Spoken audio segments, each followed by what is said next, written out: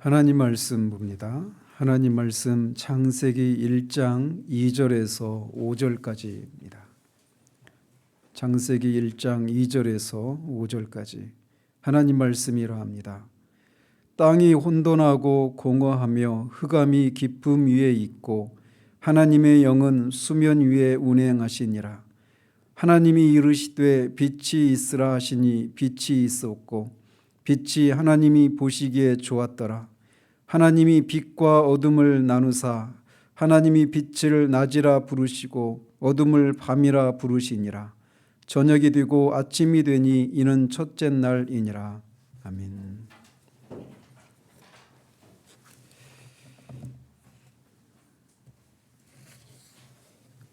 우리는 지난 몇 주 동안 1장 1절을 통해서 하나님이 예배를 받으실 유일하고 거룩하시고 절대 주권자이신 하나님이심을 우리가 살펴보았습니다.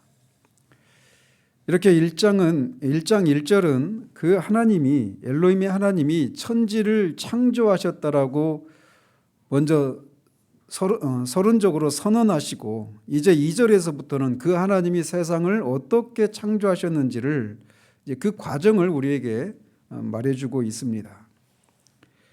그런데 어떤 사람들은 창세기 1장 1절과 2절 사이의 관계에 대해서 2절이 그 공허하고 땅이 공허하고 혼돈하고 공허하고 흑암이 깊음 위에 있다라고 한 이 표현을 가지고 이중 창조를 얘기하는 사람들이 있습니다.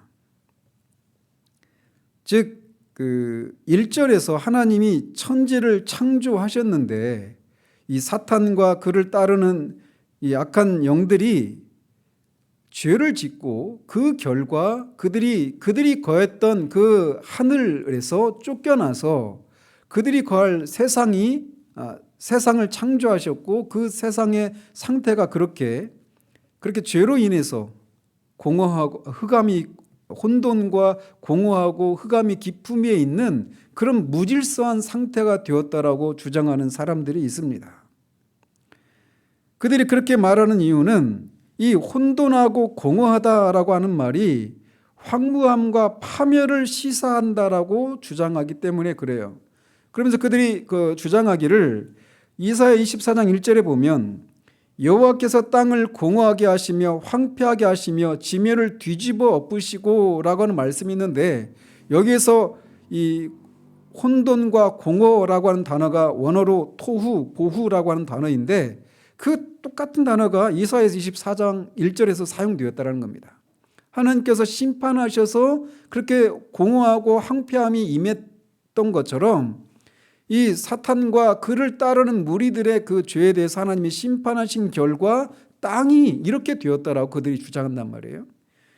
또 똑같이 예레미야의 4장 23절에 보면 내가 땅을 본즉 혼돈하고 공허하며 라고 말하는데 똑같은 단어를 사용하고 있습니다. 이스라엘 백성들이 유대 백성이 바벨론에 의해서 하나님에 의해서 심판을 받은 그 땅의 상태를 이렇게 혼돈하고 공허하며 라고 예레미야가 말하고 있는데 이 혼돈하고 공허하며라고 하는 것은 죄에 대한 하나님의 심판의 결과 일어난 황폐함과 무질서의 상태를 의미하기 때문에 1장 2절에 있는 그것도 사탄의 그 죄에 대한 심판을 말한다. 그런데 인간이 창조되기 전이고 또 타락하기 전이기 때문에 그거는 결국 이 사탄과 그를 따르는 무리들의 죄에 대한 심판으로 이렇게 되었다라고 설명한단 말이죠.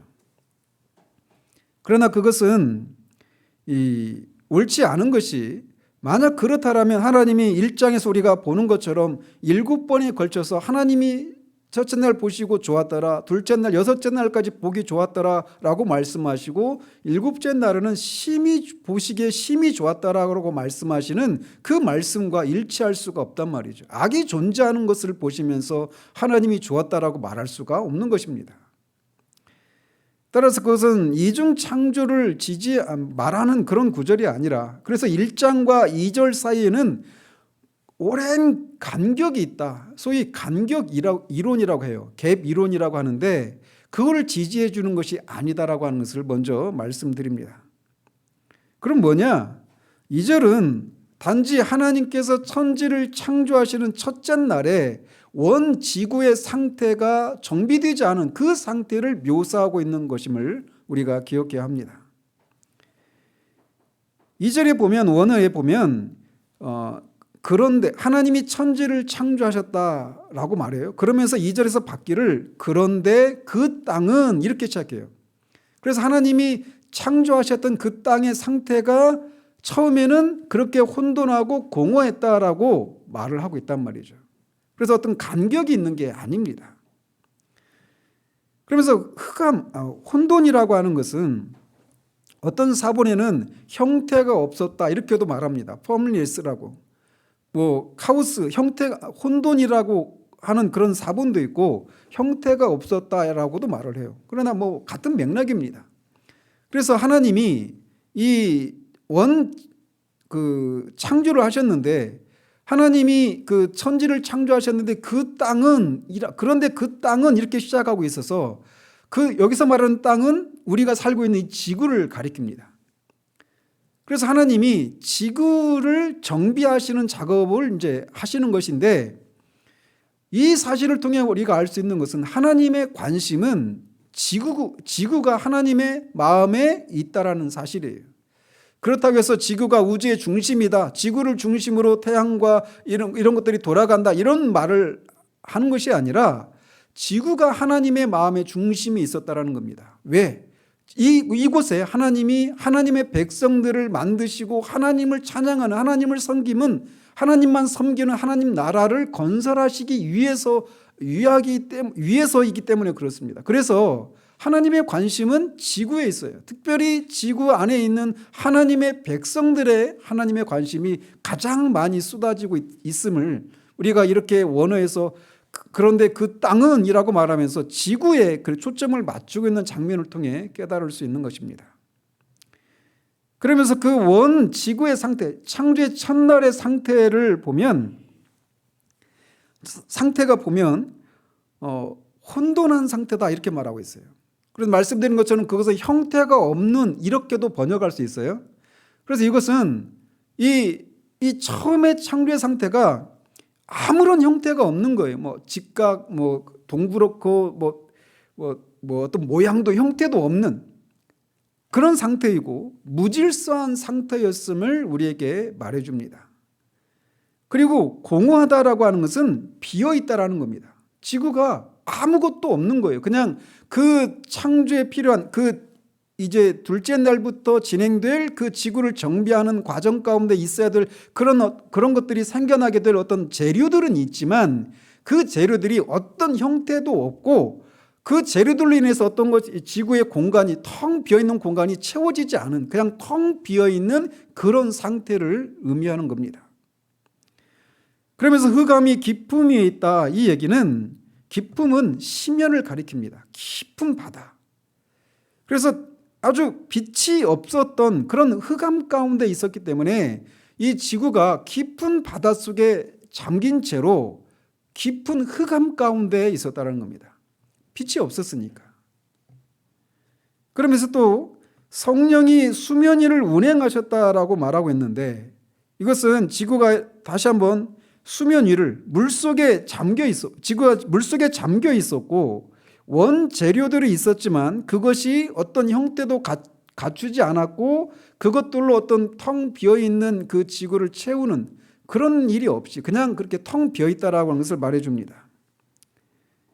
그런데 우리가 또 주목해야 될 것이 성령께서 수면 위를 운행하셨다 이렇게 말하는데, 이 운행하셨다라고 하는 말이 암탉이나 어떤 새들이 그 알을 부활시키기 위해서 딱 품고 있는 그것을 말합니다.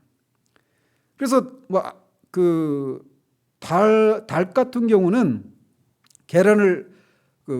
달걀을 품고 21일인가 이렇게 품어야 되잖아요. 그죠? 그래서 이제 부화가 되는 건데, 새들이 새끼를 부화시키기 위해서 이렇게 품고 있는 그런 것과 같은 의미예요. 그리고 또 신명기에서는 독수리가 날개를 너풀거리면서 새끼 위를 이렇게 돌고 있는, 그래서 새끼를 돌보고 하는 이런 장면에서 나오는 다루입니다. 그래서 여기서 성령께서 수면 위에 운행하셨다, 이 얘기는 성령은 생명을 관장하시는 하나님이십니다.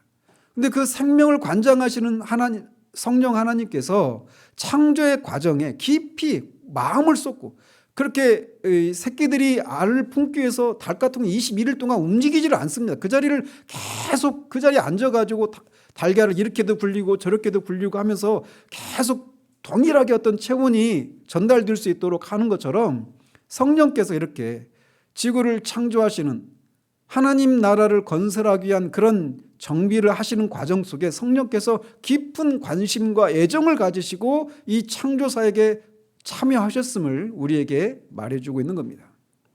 따라서 성령께서 또 하나님 1절에서는 하나님께서 천지를 창조하셨다라고 말해서 성부 하나님이 천지 창조를 하셨다라고 말하고 2절에서는 성령께서 또 창조에 참여했다라고 말하는데 또 요한복음 1장에 보면 성자 하나님께서 태초부터 하나님과 함께 해주셨던 말씀이신 하나님이 그 말씀이 곧 하나님이시고 그 말씀이 육신이 되어 우리 가운데 오신 성자 예수 그리스도를 가리키는데 모든 만물이 그로 말미암아 창조되었고 그를 위해서 창조되었다라고 말을 하고 있어서 창조는 성부, 성자, 성령 하나님의 합동 사역이었음을 우리에게 말해주고 있습니다.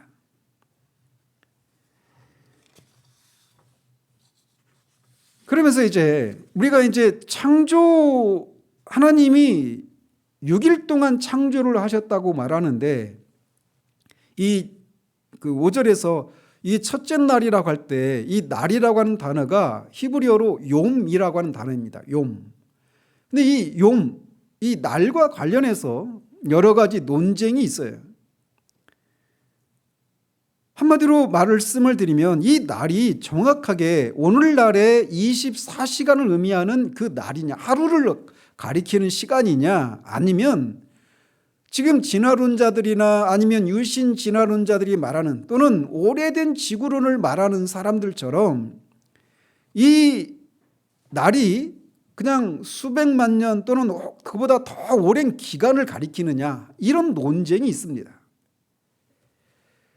만약에 이 날이 오늘날의 말로 하면 24시간이라면 지구는 그렇게 만 년이 안 된, 아무리 족보를 생략했다 하더라도 지구는 만 년이 넘어갈 수 없는 소위 젊은 지구론을 주장할 수밖에 없어요.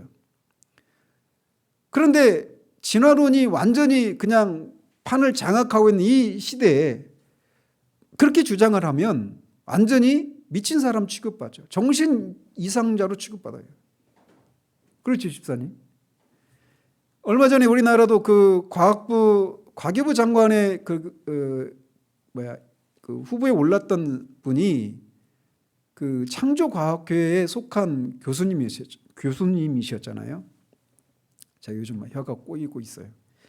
그런데 그분이 청문회 과정 속에 이 6일 창조과학회에서 말하는 게 그거잖아요. 6일 창조다. 오늘날의 24시간을 말하는 6일 동안에 창조하셨다. 이걸 주장하면서 그냥 사회적으로 완전히 그냥 매장이 되어버렸어요.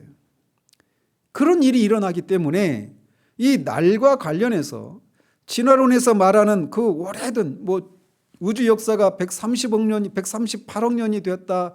또 지구가 46억 년이다. 이런 얘기들과 맞추려고 하면 이 날이라고 하는 시간이 그냥 24시간이어서는 안 되는 거예요. 그래서 그런 논쟁들이 있습니다. 그리고 그들이 그냥 또 말하는 게 이 날이라고 하는 똑같은 단어가 다른 성경의 본문 보면 재판의 날, 여호와의 날 이런 식으로 말을 해서 어떤 24시간을 말하는, 우리가 하루라고 말하는 그것만 의미하지 않는 그런 본문이 있거든요, 분명히. 그러다 보니까 이제 그런 것에 근거해서 과학과 이 성경의 그 사실들을 맞추기 위해서, 조화시키기 위해서 그런 시도들을 하는 사람들이 있습니다. 특별히 진화론자들은 말할 것 없고 유신 진화론을 주장하는 사람들, 유신 진화론은 하나님이 이렇게 천지를 창조하는 그 모든 물질들은 만들어 놓으셨고 그 물질들이 생겨나고 발전해 나가는 그런 과정은 진화의 과정을 하나님이 허락하셨다라고 주장하는 사람들이 유신 진화론자들이에요. 그래서 그들이 그 사람들은 유신 진화론이니까 하나님을 믿는 사람들이라고 하는 사람들입니다. 그러면서 그들은 또 이 날이 24시간을 의미하는 날이 아니다라고 말을 해요. 왜? 태양이 언제 만들어졌죠? 창조 넷째 날. 태양이 없는 날들이기 때문에 이 날들은 태양일에 맞출 수가 없다. 24시간일 수가 없다. 이렇게 주장하는 거예요. 그러면서 이 유신 진화론자들이 이 날이라고 하는 이 시간이 24시간이 아니라고 하는 거, 24시간을 이렇게 문자적으로 해석을 하면 안 된다라고 말을 하면서 그들의 주장을 주장의 근거를 권위를 입증하기 위해서 어거스틴의 주장을 그렇게 인용을 합니다. 실제로 어거스틴은 이 창세기 1장에 나오는 이 날들 이것을 문자적으로 해석을 하면 안 된다. 그러면 어려움에 빠진다. 이렇게 얘기를 해요. 그래서 어거스틴의 주장을 이렇게 얘기해요. 그런데 문제는 어거스틴이 그렇게 말을 했는데 여기서 말하는 날은 24시간이 아니라 억만분의 1초도 안 되는 시간이라고 얘기하는 거예요. 왜? 하나님은 전능하신 분이시기 때문에 하루 24시간 필요하지 않는다라는 거예요. 창조는 시간 세계 속에서 일어날 수가 없다라는 거예요. 그래서 지구의 나이가 아무리 많이 잡아도 6,000년이 되지 않는다 이렇게 주장했는데 그 주장 쏙 빼고 이 앞에 있는 주장만 인용해가지고 어거스틴의 주장을 입증해요. 인용하고 있어요. 그런데 이 날이 24시간이라고 우리가 믿는 것이 과학적이 아니다라고 말할 수가 없어요. 나중에 이제 제가 진화론자들의 주장이 왜 허구인지, 그들의 주장이 어떤 것에 의해서, 과학적인 것에 의해서 허구라고 하는 것을 기회가 되는 대로 입증을 할 겁니다. 그러나 오늘 말씀드리고 싶은 건 사람들이 이 날이라고 하는 것, 태양이 창조되기 전에 첫째 날부터 셋째 날까지 이 날을 24시간으로 잡는 것에 어려움이 있는 것은 태양을 기준으로 날을 생각하기 때문에 그래요. 하루 24시간은 뭘로 결정이 되죠? 지구가 자전축을 기준으로 하루 한 번 자전하면 그게 24시간이에요. 그러니까 태양이 없어도 24시간은 그냥 생겨나는 겁니다. 그리고 또 사람들이 그런 주장하죠. 3일째 되는 날 식물이 만들어졌잖아요. 그죠? 그러면 4일째 되는 날 태양이 있었는데 식물이 어떻게 그렇게 있을 수 있었냐 이렇게 주장하는데 빛이 뭔가를 보면 알면 그런 주장도 다 수그러들게 되어 있습니다. 뒤에서 이제 빛이 뭘 말하는지를 말씀드리겠어요. 그래서 우리가 방금 십계명에서도 읽은 것처럼 안식일을 거룩히 지키라라고 말씀하신 하나님이 직접 내가 엿새 동안에 6일 동안에 이 하늘과 땅과 바다에 있는 모든 것들을 창조하고 제 7일째 쉬었다라고 말씀하셔요. 그 6일 중에 3일 동안은 긴 시간이었고 나머지 태양이 만들어진 3일 동안은 너희들이 알고 있는 것처럼 24시간이고 7일째도 24시간 그때 내가 쉬었다 이렇게 말씀하지 않아요. 그냥 똑같이 이 말씀을 듣고 있는 이스라엘 백성들이 날이라고 할 때 24시간이라고 하는 개념을 알고 있는 그 사람들에게 내가 엿새 동안 천지를 창조했고 제 7일째 쉬었다라고 말씀하셔요. 그리고 말씀드린 것처럼 과학적으로도 얼마든지 24시간이 지구가 자전하는 시간이기 때문에 태양이 없어도 하루가 둘째, 셋째 날이 생길 수 있단 말이죠. 그래서 이렇게 태양이 없기 때문에 이 날들이 24시간이 될 수가 없다. 태양이 없는 이 셋째 날 동안은. 그렇게 말하는 사람들은 여전히 천동설에 갇혀 있는 사람들이에요. 아이러니하죠. 지구는 태양이 없어도 돕니다. 그래서 24시간이 생겨날 수 있는 거예요. 자, 그러면서 하나님이 그렇게 혼돈하고 공허하고 흑암이 깊음 위에 있는 그 첫째 날의 그 상태를 향해서 하나님이 말씀하십니다. 하나님이 말씀하심에 빛이 있으라 말씀하심에 빛이 생겨났습니다. 즉 하나님은 말씀으로 천지를 창조하셨다는 거예요. 따라서 앞에서도 제가 1장 1절과 2절 사이에는 아무런 간격이 없다고 그랬잖아요. 그럼 첫째 날에 하나님이 말씀으로 창조하신 것은 뭡니까? 첫째 날 창조하신 것은 우리가 흔히 빛만 생각할 수 있잖아요. 빛을 창조하셨다라고. 맞습니다. 빛을 창조하셨어요. 그런데 첫째 날 빛을 창조하실 때 빛이 있기 전에 하나님이 뭘 창조하셨어요? 천지를 창조하셨다라고 말씀하시고 계셔서 첫째 날에 창조된 것은 태초에라고 하는 것을 속에서 우리가 알 수 있는 것은 시간이 창조되었죠. 그죠? 시간이 창조되었고 천지, 즉 물질이 창조되었어요. 또 동시에 그 상태에서 빛이 있으라고 말씀하셔서 빛이 생겨나는 것을 통해 첫째 날 하나님이 창조하신 것은 시간과 물질과 빛이라고 하는 이 세 요소를 창조하신 것입니다. 그러면서 빛을 창조하셨는데 빛이 무엇인가에 대해서 오늘날의 과학자들도 정확하게 그 빛이 뭐라고 말하기 어려움을 겪고 있는 것이 빛에 대한 개념들입니다. 빛이 입자냐 파동이냐 뭐 이런 것부터 시작해서 우리가 생각할 때 빛을 그냥 여러분이 눈에 보이는 이런 빛만 생각하는데 빛은 그런 정도의 의미가 아닙니다. 빛은 가시광선, 빨주노초 파남보 이걸 가시광선이라고 하잖아요. 가시광선, 적외선, 자외선, X선, 감마선 뿐만 아니라 그런 어떤 빛 이런 스펙트럼을 통해서 우리가 관찰할 수 있는 이런 것뿐만 아니라 전파, 열, 소리, 전기, 자기, 분자 상호 간의 영역에까지 포괄하는 그 모든 에너지를 빛이라고 말합니다. 머리가 좀 어려워지기 시작하죠. 그래서 빛은 우주 만물이 가지고 있는 분자 에너지의 기본이고 전자기적인 모든 에너지를 활성화시키는 데 필수적인 요소다. 이렇게 정의를 내려요. 이게 무슨 말이냐? 인간을 포함한 모든 생물체와 물질이 다 전기적인 신호로 되어 있습니다. 그래서 물질을 구성하는 가장 작은 단위인 전자, 원자, 분자 이 모든 것들은 빛이 먼저 있어야만 이것들이 활성화될 수가 있는 거예요. 이게 무슨 말이냐? 여기 지금 전기불이 들어오잖아요. 그죠? 근데 이 전기불이 들어오려면 뭐가 먼저 있어야 돼요? 전기가 있어야 되죠. 전기가 들어와야 전등이 켜지는 거예요. 그런 것처럼 물질을 구성하는 최소 단위인 전자 안에 있는 그 중성자, 핵 이런 것까지 다 포함해서 모든 물질은 빛이 있을 때만 그 물질이 비로소 활성화되는 거예요. 그것을 가능하게 하는 것이 빛입니다. 단지 그냥 어둠을 밝히는 그런 정도의 개념이 빛이 아니라 빛이 그런 의미란 말이에요.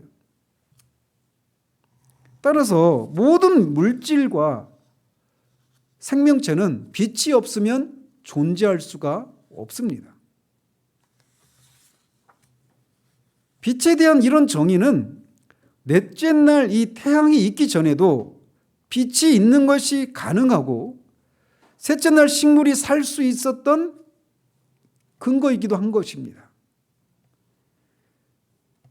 태양이 73%가 수소로 되어 있고 25%가 헬륨이고 나머지 2% 중에 산소, 탄소, 네온 이런 것 무거운 물질로 구성되어 있대요.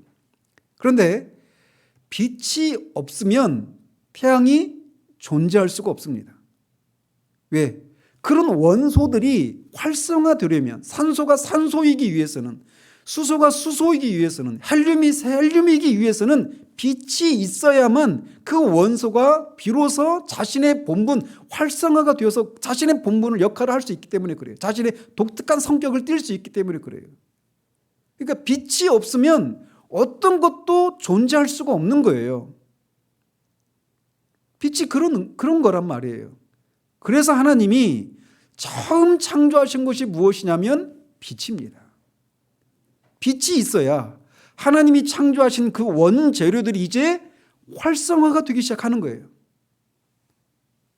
마치 하나님이 아담을 흙으로 빚으시고 거기에 생기를 불어넣으셨잖아요. 생기를 불어넣기 전까지는 사람의 모양을 띠고 있지만 사람이 아닙니다. 활동할 수가 없어요. 그런 것처럼 모든 물질이 있지만 거기에 빛이 없으면 그 물질은 활성화가 되지 않는 거예요. 그게 바로 빛이에요. 그래서 창조의 첫날에 빛을 창조하신 것입니다. 그러면서 우리는 그래서 이 빛이라고 하는 단어가 오르라고 하는 단어예요. 오르. 그 오르 전자 있죠. 그 오르라고 하는 단어예요. 히브리어로. 그런데 넷째 날 창조된 이 태양과 별과 달, 이것은 메오르입니다. 단어가 달라요. 그래서 우리말 성경에는 1장 14절에 보면 광명체라고 그렇게 번역을 했죠. 그래서 1절의 빛은 영어로 라이트라면 14절에 있는 광명체, 14절 15절에 나오는 광명체, 태양과 별과 달과 같은 그 광명체는 뭐라고 영어로 어떻게 되어 있냐면 라이트 기버예요. 빛을 전달하는 물질이에요. 그래서 광명체로 번역을 한 겁니다. 태양 그 자체가 빛이 아니에요. 빛이 없으면 태양도 존재할 수 없다니까요. 그 모든 것이 활성화된, 모든 물질을 활성화시키는 근본적인 에너지인 빛을 먼저 하나님이 창조하신 거예요. 첫날에.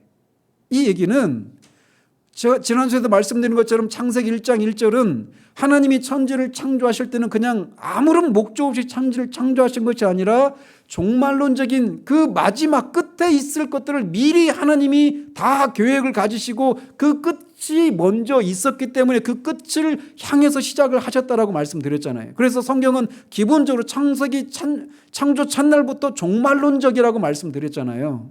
그죠? 그런 것처럼 이 빛을 창조하실 때도 하나님이 마지막 날에 있을 그 모습을 생각하시면서 빛을 창조하신 거예요. 이건 이제 제가 뒤에서 더 말씀드리겠습니다. 어쨌든 빛이라고 하는 것이 그렇게 모든 만물을, 모든 물질을 활성화시키는 어떤 에너지, 이런 개념으로 우리가 보는 이런 광선뿐만 아니라 그걸 포함해서 그 모든 것을 가리켜서 빛이라고 말한단 말이에요. 그래서 주님께서 이 사도 바울은 이 빛을 창조하신 것, 빛이 그런 의미가 있다라고 하는 것을 알기 때문에 고린도후서 4장 6절에서 어두운 가운데 빛이 있으라 말씀하신 하나님께서 그리스도의 얼굴에 나타난 하나님의 영광을 아는 빛을 우리 마음 가운데 비추셨다라고 말하고 있어요. 그 얘기는 뭐예요? 우리 마음 가운데 그 그리스도의 얼굴에 나타난 하나님의 영광이 빛이 비출 때 우리에게 어떤 것이 일어나요? 빛이 있을 때 모든 만물이, 물질이 활성화되는 것처럼 영적으로 죽어 있었던 우리들이 그 빛을, 예수 그리스도의 그 빛을 받는 순간 우리가 활성화가 되는 겁니다. 물질적인 측면에서 말하면 영적인 모든 기능들이 활성화되기 시작하는 거예요. 그 빛을 우리가 받을 때 비로소 우리는 영적인 것들을 지각하기 시작하고 토자가 말하고 있는 것처럼 거듭날 때 우리가 그런 영적인 감각이 살아나기 시작하면서 하나님과 영적인 세계를 감지할 수 있는 그런 가능성을 가진 상태로 우리가 태어나게 되는 겁니다. 새롭게. 빛이 있기 전에는 이 세상은 혼돈하고 형태도 없고 공허한 상태였어요. 그런데 거기에 빛이 있으면서 그것들이 활성화가 되어서 이제 점차 이제 질서와 조화를 갖추고 그런 어떤 아름다움을 갖춰가기 시작하는 것처럼 예수 그리스도의 얼굴에 나타난 하나님의 영광을 아는 빛이 우리 가운데 비춰질 때, 다시 말하면 우리가 거듭날 때 우리는 영적인 그런 감각이 살아나기 시작하면서 우리는 비로소 생명을 누리기 시작하고 비로소 우리의 삶에 어떤 질서와 조화와 의미가 있는 그런 생명을 누리는 일들이 시작하게 된단 말이에요. 그래서 하나님은 창조의 첫날부터 장차 구속을 통해서 하나님이 무엇을 하실 것인가를 이미 우리에게 여기서 말씀해 주시고 있고 그것을 사도 바울은 고린도후서에서 그것을 말하고 있는 거예요. 그리고 마지막에 어떻게 될 것인가도 이 첫날의 창조 속에 우리에게 말해주고 있는데 그 내용을 살펴보면 이렇습니다. 자, 첫째 날에 우리는 창조의 첫날에 하나님이 장차 이 세상을 어떻게 하나님의 백성을 구속해 가시고 이 세상이 결국 어떻게 될 것인가를 어떤 과정을 통해 그런 일을 하실 것인가를 이 첫째 날 우리에게 숨겨놓고 계셔요. 근데 신약의 빛을 이미 우리가 가지고 있는 우리는 그 빛을 우리가 발견할 수 있단 말이죠. 자, 여기서 보면 하나님이 이 빛을 창조하기 전의 상태는 흑암 상태에 있습니다. 흑암 가운데, 어둠 가운데 있었어요. 그래서 그 모든 것들이 공허하고 또 혼돈 가운데 있었고 형태도 없는 그런 상태 가운데 있는데 거기에 하나님이 뭘 창조하셨어요? 빛을 창조하십니다. 빛을 창조하셨는데 그 창조하실 때 그게 영어로 보면 God divided the light from the darkness 되어 있어요. 그래서 어둠으로부터 빛을 분리해냈다 이렇게 되어 있어요. 빛이 있으라고 말하면서. 그 사실은 장차 이 어둠이 처음에 이 흑암은 아직 인간의 타락이 있기 전의 상태이기 때문에 그 자체가 악은 아닙니다. 그렇지만 장차 인간의 타락으로 말미암아 생겨나게 될 모든 불의와 죄와 악과 사탄과 이런 것들을 상징하는 거예요. 그런 상태 가운데 있는 흑암과 공허함과 그 무질서함을 상징하는 거예요. 미리 내다보도록 하시는 거란 말이에요. 그런데 그런 상태 가운데서 빛이 있으면서 어둠으로부터 분리시키는 일을 하시는 거예요. 구원은 그런 과정을 통해 이제 진행된다라는 것입니다. 그래서 우리가 죄와 사망과 사탄의 권세 아래 있었던 우리를 분리시키는 일을 하시는 거예요. 어떤 걸 통해서? 예수 그리스도의 얼굴에 나타난 하나님의 영광을 아는 빛을 우리 마음 가운데 비추시는 것을 통해서 그렇게 우리를 구별해 내시는 거예요. 이제 보시면 창조의 첫째 날부터 셋째 날까지는 계속 분리하시는 일을 하십니다. 어둠과 빛을 분리하시고, 둘째 날에는 궁창을 만드셔서 위의 물과 아랫 물을 분리하시는 일을 하시고, 셋째 날에는 바다와 무틀, 땅을 구별하시는 일을 하셔요. 그죠? 그리고 넷째 날에는 무슨 일을 하십니까? 그렇게 구별한 곳에 이제 채우시는 일을 하시는 거예요. 첫째 날 빛과 어둠을 나누셨죠. 그리고 그곳에 뭘 채워요? 빛을 전달하는 매체들인 광명체들을 채우시는 일을 하시는 거예요. 다섯째 날에는 하늘이 생겼죠. 그 하늘에 뭐가 날게 해요? 새가. 그리고 바다에는 물고기가. 구별된 곳에 구별된 것들을 채우시는 일을 하시는 거예요. 구원은 구별을 하고 구별된 곳에 구별된 것들을 채우는 것들이 구원입니다. 여섯째 날은 바다와 이걸 나눴잖아요. 그리고 땅에 그 짐승들을 채우시는 일을 하시는 거예요. 그러니까 그 하늘에는 새가 있어야지 하늘에 물고기가 있어서는 안 돼요. 사람이 있어서는 안 돼요. 즉 구원이라고 하는 것은 이런 분리하는 이런 작업들을 통해서 하나님이 구원이라고 하는 것은 이렇게 나누고 채우는 일이라고 하는 것을 우리에게 이제 창조의 첫날의 이 창조 과정을 통해 우리에게 그것을 시사해 주고 계신 거예요.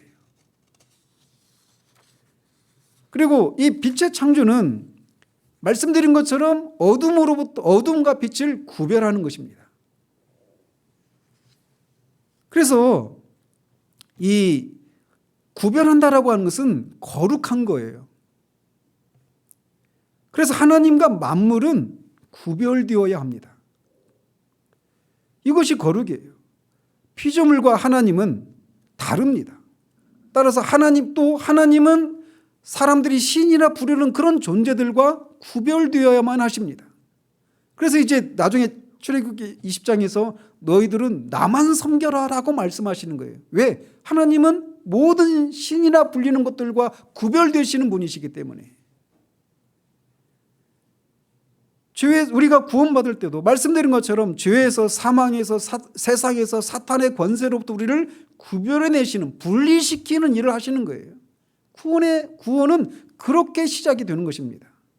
어둠으로부터 빛을 구분하시는 분리하시는 이런 일을 통해서 구속은 장차 그렇게 진행될 것임을 어둠으로부터 빛이 분리되는 것처럼 죄와 사망과 세상과 사탄의 권세로부터 우리가 분리되는 것을 통해 우리가 구원이 시작됨을 말씀해 주고 계신 것입니다. 그러면 구원이 그런 거라면, 구별시키고 분리하는 것이 구원이라면 사탄은 뭘 할까요? 어떤 것을 시도할까요? 자꾸 혼합하는 거, 하나님과 인간 사이의 경계를 허무는 거, 남자와 여자의 경계를 허무는 거, 나라와 나라의 경계를 허무는 거, 부모와 자녀의 경계를 허무는 거, 이런 일들을 하는 거예요. 그래서 창세기 3장에서 나타난 최초의 타락 사건은 그거잖아요. 하나님과 인간 사이의 경계를 허무는 일을 하는 거잖아요. 너희도 하나님과 같이 된다. 하나님은 하나님과 인간 사이 그 경계를 선악을 알게 하는 나무의 그 나무를 통해서 그렇게 명령하셨어요. 먹지 말아라. 그 말은 단지 먹지 말아라는 말이 아니라 나는 하나님이고 너는 모든 걸 할 수 있지만 더 이상 뛰어넘을 수 없는 너와 나 사이에 그 있는 존재 간격을 네가 유지해야 된다. 지켜야 된다라고 하는 것을 말씀해 주시는 거란 말이에요. 근데 사탄이 아니다. 너도 먹으면 하나님처럼 될 수 있어. 그 간격을 뛰어넘을 수 있고 너도 하나님과 하나가 될 수 있어라고 말하는 거예요. 그게 최초의 타락 사건이었고 그것이 역사의 진행 과정 가운데 계속 형태만 달리할 뿐 계속해서 반복해서 나타나는 거예요. 그 속에서 하나님이 그렇게 사탄은 혼합시키고 하나가 되게 한 것을 하나님은 분리시키는 일을 하시는 거예요. 불신 가족들 속에 있다가 우리 한 사람을 불러내시는 거예요. 세상 속에 똑같은 세상으로 멸망을 향해 치달아가고 있던 우리를 하나님이 때 우리 인생 가운데 개입하셔서 우리를 그들 무리 가운데서 불러내시는 겁니다. 구별해 내시는 거예요. 구원은 그렇게 시작되는 거란 말이죠. 그런데 하나님이 이렇게 빛을 창조하셨는데 빛을 창조하고 어둠이 없어졌습니까? 아니죠. 빛과 어둠이 공존을 했죠. 그죠? 빛이 생겨나면서 어둠이 물러갔지만 저녁이 되고 아침이 되었다라고 하는 것을 통해서 여전히 저녁이 있어요. 어둠이 있단 말이에요. 빛과 어둠이 공존한단 말이죠. 즉 어둠이 앞에서도 말씀드린 것처럼 사탄을 상징하는 존재라면 그때는 아니지만 미리 내다보게 하는 그런 것이라면 하나님이 왜 그냥 처음부터 빛을 창조하신 하나님이 아예 그냥 이 세상에서 어둠을 없애버리시고 빛만 있게 하시는, 즉 죄 타락할 가능성도 없는, 사탄이 생겨날 수도 없고 그런 타락의 그런 가능성조차 없는 그런 세상으로 만들지 않으셨을까? 그 질문에 대해서 우리는 뭐라고 답할 수가 없습니다. 다만 우리가 알 수 있는 것은 하나님은 그렇게 빛과 어둠이 공존하도록 하셨다는 거예요. 하나님이 구속 드라마를 쓰시는 구속 드라마의 저자이신 하나님께서 그렇게 세상을 그렇게 섭리하시고 운행하실 것을 경륜하실 것을 하나님이 작정하셨고, 그래서 이 세상에는 그렇게 선과 악의 대립이, 그런 싸움이 공존하는 그런 세상이 될 것임을 하나님이 작정하신 거예요. 그래서 첫째 날에 빛을 창조하셨지만 여전히 어둠이 같이 공존하는 것을 통해 그것을 드러내셨던 겁니다. 언제까지? 그래서 이 빛과 어둠이 같이 공존한다라고 하는 것이 이제 3장 15절에서부터 여자의 후손과 뱀의 후손 사이에 그런 끊임없이 그런 싸움이 있고 갈등이 있고 전쟁이 있다라고 하는 것을 말씀하셨는데, 그것이 고스란히 전개되는 것이 지금까지 세상 역사예요. 뱀의 후손인 가인이 여자의 후손인 아벨을 죽입니다. 그런 역사가 계속 진행되는 거예요. 그런 싸움이. 그러다가 언제 이 어둠이 없어집니까?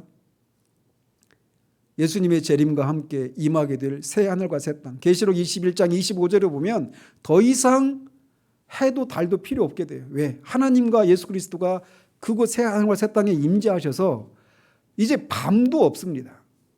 완전히 낮만 있어요. 즉 빛만 있는 거예요.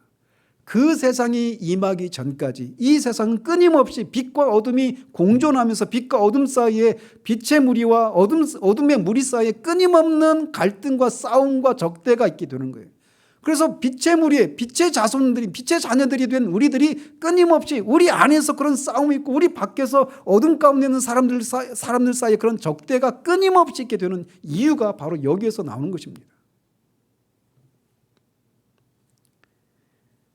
그리고 또 저녁이 되고 아침이 되었다 이렇게 말을 하고 있어요. 하나님은 전능하신 분이셔서 어거스틴이 주장하듯이 순식간에도 하실 수 있는 분이신데 이렇게 서두르지 않으시고 저녁이 되고 아침이 되었다. 그리고 첫째 날이다. 저녁이 되고 아침이 되고 둘째 날이다. 이런 식으로 과정을 통해서 천지를 창조하셨어요. 그래서 저녁이 되고 아침이 되었다 이 말은 기본적으로 유대인들의 시간 개념에서 그렇게 시작하는 겁니다. 하루의 시작을 그들은 해가 뜰 때를 시작하는 시간이 아니라 해가 질 때를 시작이라고 생각하는. 그래서 안식일의 시작은 언제예요? 금요일 해질 무렵 6시, 저녁 6시부터 다음날 토요일 저녁 6시까지 24시간이 안식이래요. 그들의 기준에. 그래서 저녁이 되고, 그래서 저녁이 먼저 언급이 되는 건데, 이 여기에는 또 하나님이 이 세상을 어떻게 경륜하실 것인가 라고 하는 것을 우리에게 암시해 주고 있는 거예요.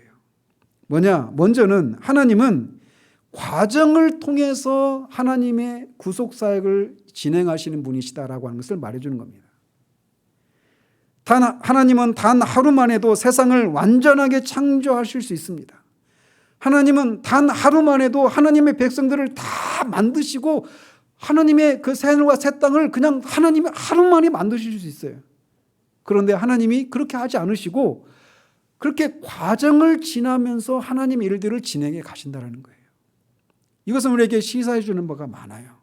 하나님은 전능하신 분이심에도 불구하고 우리에게 이렇게 과정을 통해서 하나님의 일들을, 구속의 일들을, 창조의 일들을 진행하시는 것이 그런 분이시라고 하는 것을 통해 우리에게 말씀해 주고 있는 것은 우리가 단 한 번의 어떤 은혜 체험으로 우리가 완전한 그리스도인이 되고 완전한 하나님의 백성이 된다라는 생각들을 버려야 됨을 우리에게 말해주고 있어요. 우리에게는 늘 그런 게 있잖아요. 어떤 어려움이 있을 때 하나님께서 은혜를 주셔서 이 문제를 단번에 해결해 주실 것을 기대하는 마음이 있잖아요. 우리 가운데. 그렇잖아요. 그래서 내가 어려서부터 가지고 있었던 그런 어떤 그 쓴뿌리라고 말하는 그런 것들로 어떤 은혜 체험을 통해서 어떤 치유 집회에서 큰 은혜를 경험하고 그냥 한 번에 모든 것이 확 해결되어 버리기를 바라는 마음이 있고 막 그런 식으로 우리는 단 한 번에 모든 것이 다 해결될 것을 바라는데 하나님의 일하시는 방식은 과정을 통해서 일하신다는 거예요. 왜 과정을 허락하시는가는 뒤에서 더 말씀을 드리겠습니다. 어쨌든 우리는 하나님은 이렇게 과정을 통해서 일하시는 거예요. 왜 예수님이 그렇게 그 성경의 그런 시간을 따르면은 왜 4,000년이 지난 후에야 오셨을까요? 하나님이 과정을 통해서 일하시는 하나님이시기 때문에 그런 거예요.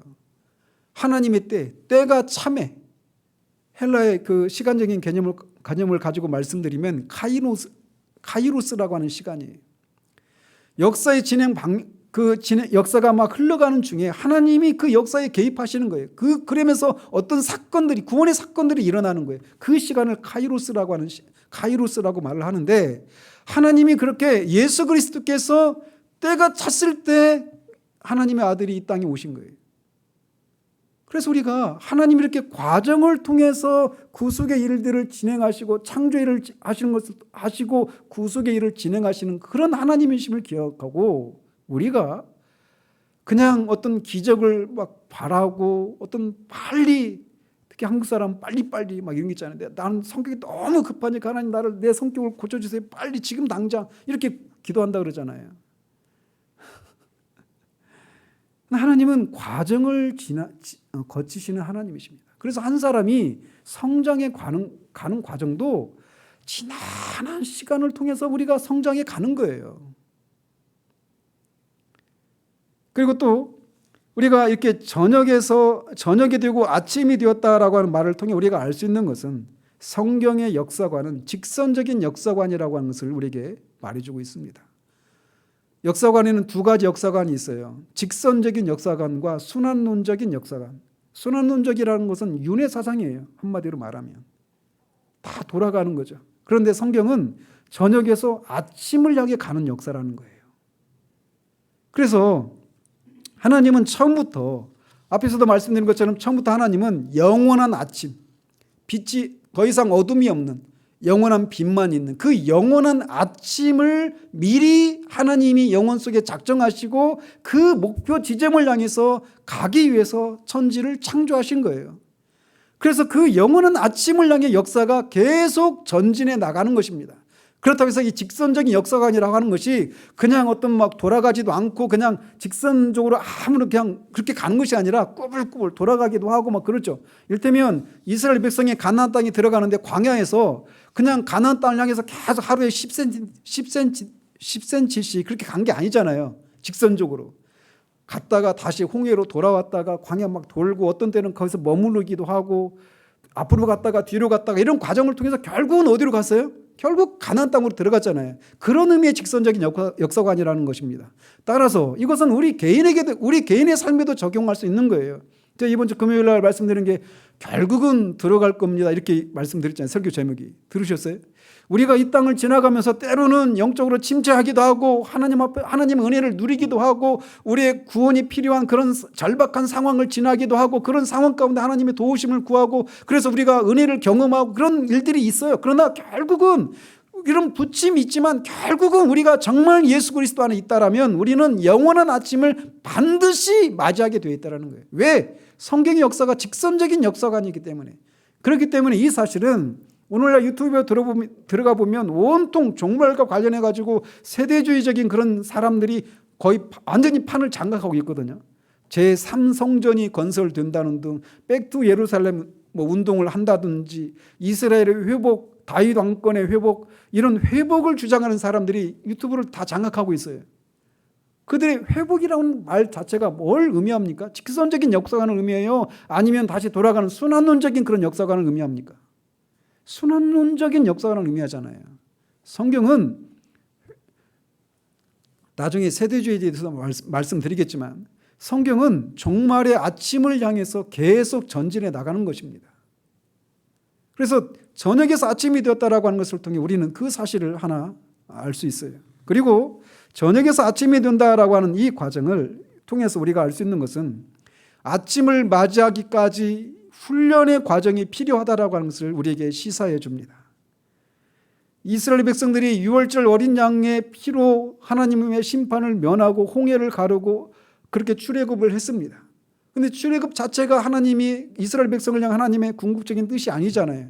그들의 목표 지점은 가나안 땅에 들어가서 거기에 하나님과 같이 동거하면서 하나님의 통치를 받는 하나님 나라를 건설하는 것이 이스라엘 백성들을 향한 하나님의 궁극적인 뜻이었단 말이에요.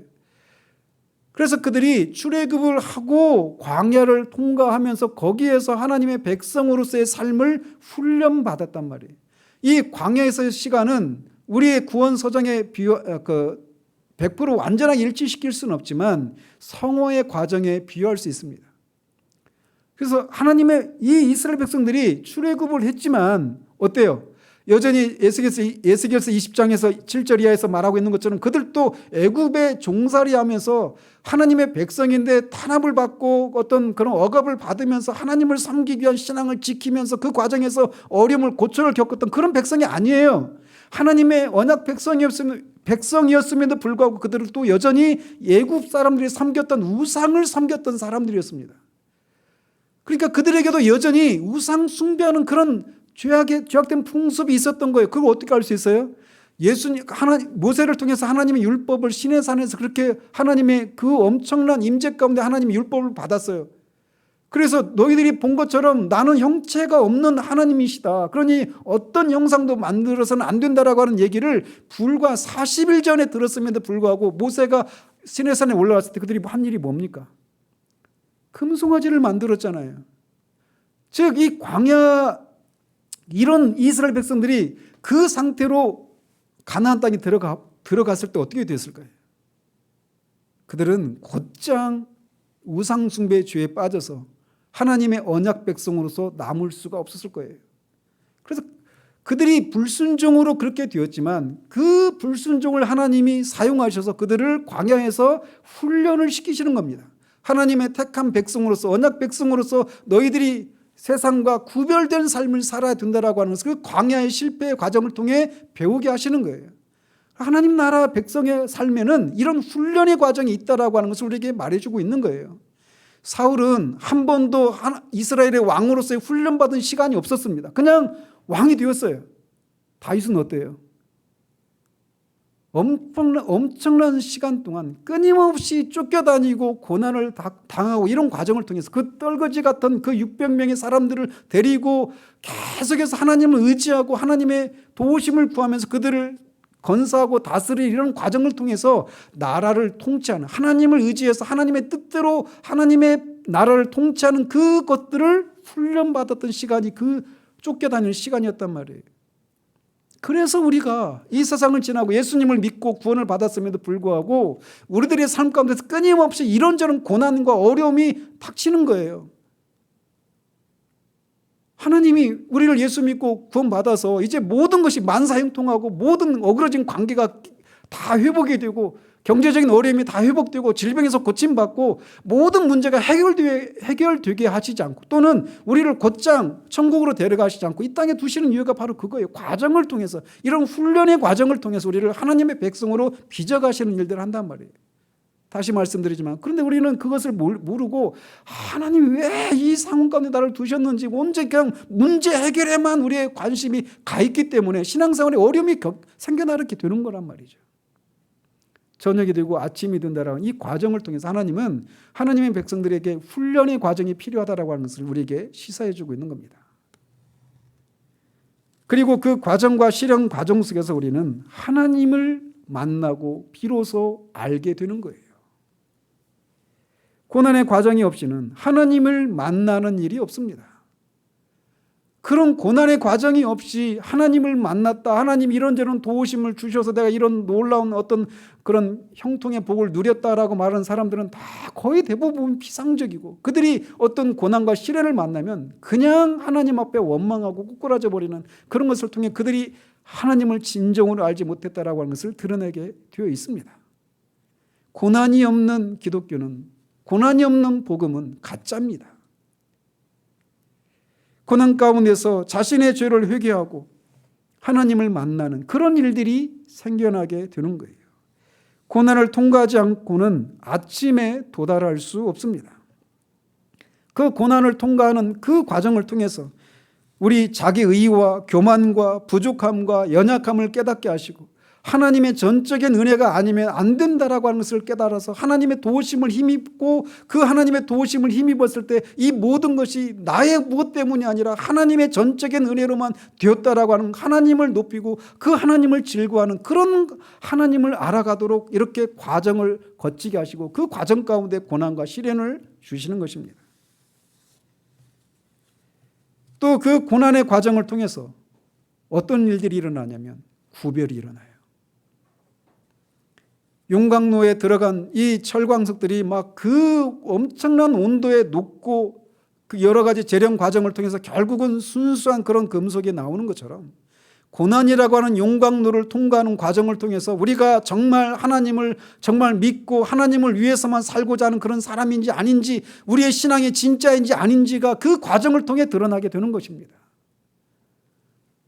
그래서 이 고난의 과정을 통해서 하나님은 알곡과 가라지를 가루시는 나누시는 일들을 하시는 거예요. 한번 보십시오. 내가 예전에는 정말 주님을 위해서 열심히 있었던 사람들이 지금은 다 신앙을 버린 사람들 중에 많은 사람들이 하는 얘기들 들어보십시오.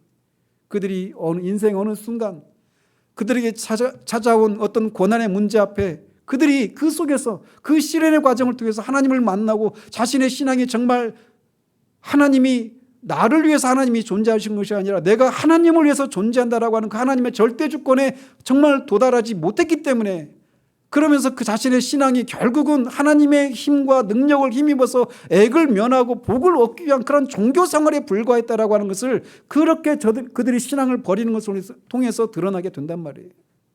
그래서 하나님은 그 고난의 과정을 통해서 성도들을 진짜 신자와 가짜 신자를 구별하시는 일들을 하시는 거예요. 저녁이 되고 아침이 되는 과정 속에서 말이죠. 그리고 그런 과정 속에서 전적인 신뢰, 하나님을 향한 전적인 신뢰, 믿음이 그 과정을 통해 드러나게 되는 겁니다. 고난 가운데 있을 때 우리가 진짜 누구인가가 드러나는 겁니다.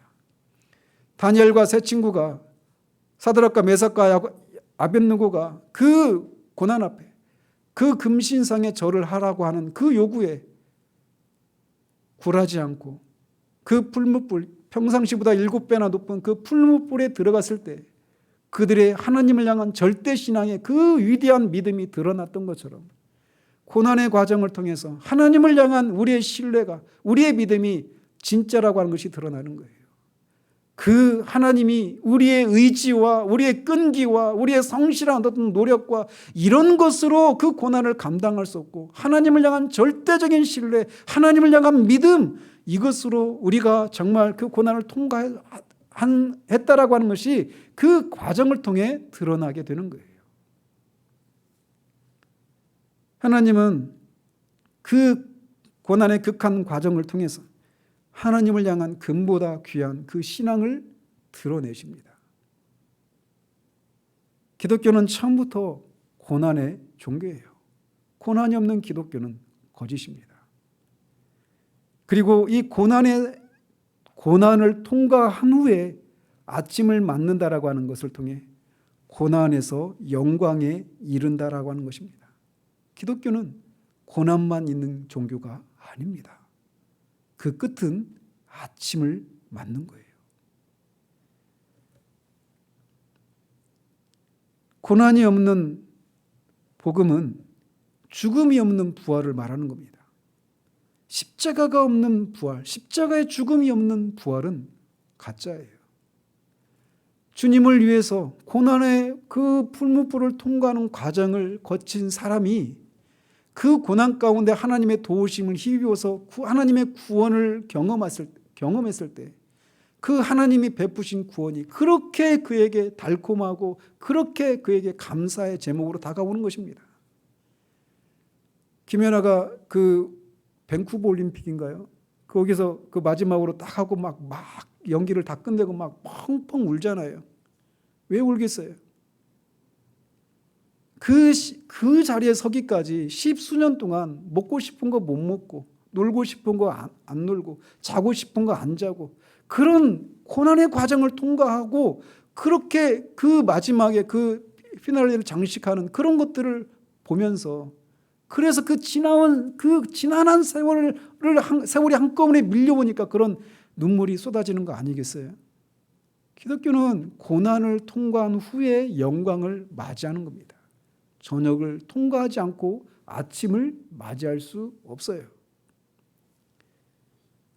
그래서 우리는 고난이 우리 가운데 다가올 때 이 고난이 우리 가운데서 없어지기만을 구하는 것이 아니라 그 고난을 우리가 능히 감당하고 정면 돌파해서 뚫고 지나갈 수 있도록 우리를 도우시기를 구해야 되는 거예요. 그렇게 한 사람이 그들에게 씌워주시는 의의 면류관이 그에게 그렇게 영광스럽고 기쁨으로 다가오는 것이란 말이죠. 또 마지막으로 이 저녁이 지나고 아침이 되었다라고 하는 말은 결국은 기독교가 종말론적인 그런 종교라고 하는 것을 다시금 우리에게 일깨워주고 있습니다. 저녁이 지나면 아침이 반드시 옵니다. 그냥 소위 세상에서 말하는 것처럼 쥐구멍에도 볕들 날이 오겠지라고 하는 어떤 운명론적인 그런 낙관론이 아니라 저녁이 오고 아침이 반드시 필연적으로 오는 것처럼 이 세상은 반드시 저녁이라고 하는 고난의 과정을 통과한 후에는 아침이라고 하는 그 영광의 아침을 반드시 맞게 되어 있다는 것입니다. 이 역사는 그 지점을 향해서 흘러가는 거예요. 그래서 아무리 시간이 지체돼도 아무리 고난이 길고 험해도 반드시 아침이 옵니다. 계시록은 그것을 우리에게 말해줘요. 7 대접과 7 나팔과 7 봉인을 통해서 고난이 점점 심해져 가죠. 이 봉인에서 나팔에서 대접으로 가면서 점점 고난의 정도가 심해져 가요. 근데 계속해서 주님이 말씀하시는 것은 끝까지 이기는 자들, 끝까지 견디는 자들에게 주님께서 이런저런 약속을 해주시는 거예요. 그 견디는 자들에게 반드시 영광의 아침을 맞이하게 됩니다. 우리는 창조의 첫날에 하나님께서 이렇게 구별된 것을 채우시는 것과 또 그것들이 과정을 거치게 하시고 결국에는 그 영광의 아침을 맞게 된다라고 하는 약속을 이 창조의 첫날에 우리에게 보여주고 있는 거예요. 성경은 그것을 우리에게 더 구체적으로 풀어내주고 있는 기록들입니다. 우리가 그것들을 볼 수 있어야 돼요. 그런 시각으로 우리 개인의 삶을 바라볼 수 있어야 됩니다. 지금 한밤중인 것 같습니까? 끝나지 않을 것 같아요? 아침이 옵니다. 그것을 위해서는 여러분이 과정을 통과해야 돼요. 그 과정을 통과하셔야 합니다.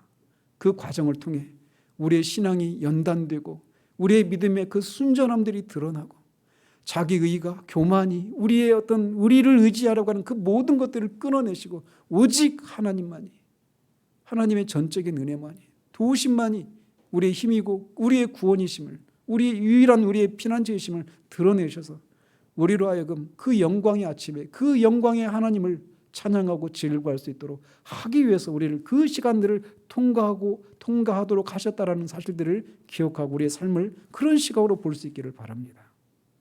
기도하겠습니다. 하나님 아버지,